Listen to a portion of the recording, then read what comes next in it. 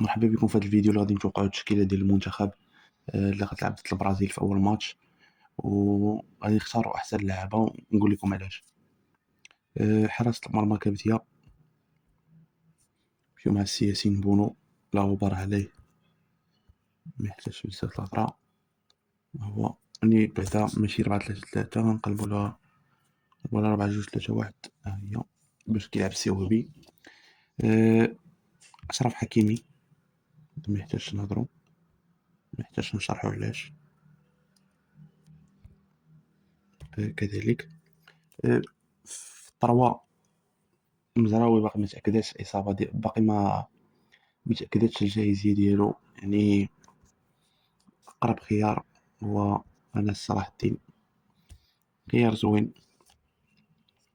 نفس القضية الأكرد مكاينش، بواحد ما واجدش بواحد النسبة كبيرة، واحد 80% كتر ولا كتر كاع 90، يعني شادي الرياض.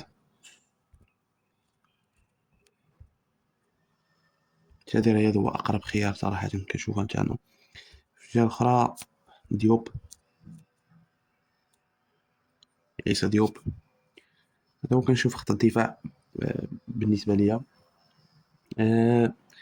ميليو ما نتناقشوش، سيدنا العناوي الحريفي ما شاء الله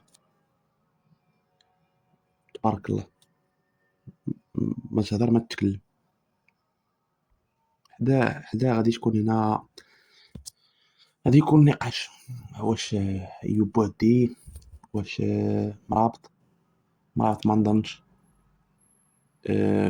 واش أناحي. هنا فين كيبقى الاشكال، ما نظنش أناحي غيديرو هنايا. من بعد غنقول لكم علاش. كنشوف انه يا اما بوعدي ما غاديش يغامر بمرابط، الدري باقي صغير، يعني نسبة كبيرة غيكون بوعدي، أيوب بوعدي. ميليو كنظن انه يلعب أناحي هنا. اللي غيسولني علاش، هو في الحالة ديال الضغط راني بلاتي نسيو اللعابة كاملين نشرح لكم. نمشيو مع الأجنحة. أجنحة سي إبراهيم دياز. أنا فين غيكون المشكل؟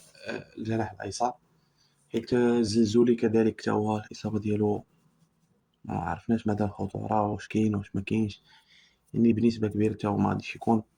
كنظن رحيمي لعب في الماتش الأخر ضد النرويج، ما كانش مزيان، ولا التوظيف ديالو اللي كان خايب، حيت رحيمي ماشي جناح، مهاجم وكيلعب من تما وكيجري ل- الكاري دي زويد ديال الخصم. يعني بنسبة كبيرة غتكون بلاصة شمس الدين طالبي، ولا الدري الجون سميتو ديال ستراسبورغ ديال جسيم، وني كنظن انه غيمشي مع الطالبي. المهاجم السيباري. كاين اللي غادي يسولني علاش ما درتش هنايا خنوس. ما نظنش انه غادي يستعملو في بلاصه متاخره بزاف،